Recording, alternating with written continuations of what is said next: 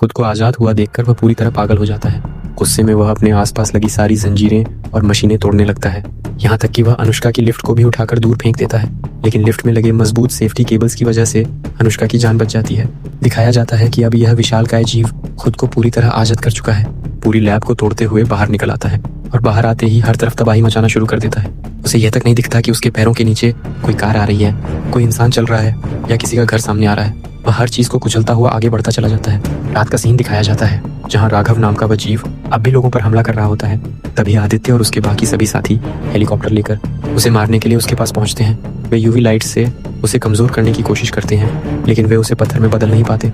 इस हमले से वह और ज्यादा गुस्से में आ जाता है। वह जमीन से एक बिजली का टावर उखाड़ लेता है और उसे वहीं लोगों की तरफ फेंक देता है।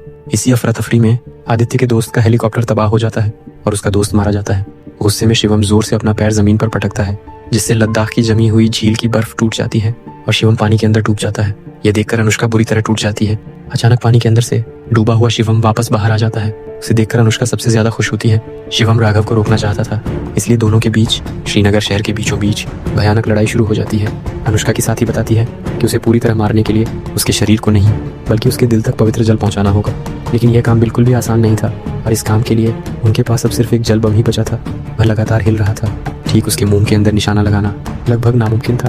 तभी मोहित अपनी कुर्बानी देने का फैसला करता है। वह तय करता है कि वह पवित्र जल वाला बम उसके मुंह के अंदर लेकर खुद छलांग लगाएगा। सब लोग उसके फैसले से खुश नहीं थे, लेकिन सभी इंसानों को बचाने का अब बस यही एक रास्ता बचा था। मोहित और आदित्य जल बम लेकर हेलीकॉप्टर से राघव के मुंह के पास पहुंचते हैं। वे बम को उसके मुंह में डालने की कोशिश करते हैं, लेकिन पहली कोशिश नाकाम हो जाती है।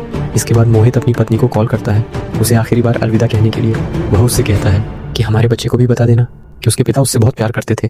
इतना कहते ही वह जल बम लेकर हेलीकॉप्टर से सीधा राघव के मुंह के अंदर कूद जाता है। बम फटता है। राघव के दिल की तरफ तेज रोशनी दिखाई देती है और उसका शरीर अंदर से खत्म होने लगता है। इसी दौरान शिवम पीछे से अपना हाथ उसके शरीर के अंदर डालता है और उसका दिल निकालकर दूर फेंक देता है। इस तरह राघव का अंत हो जाता है।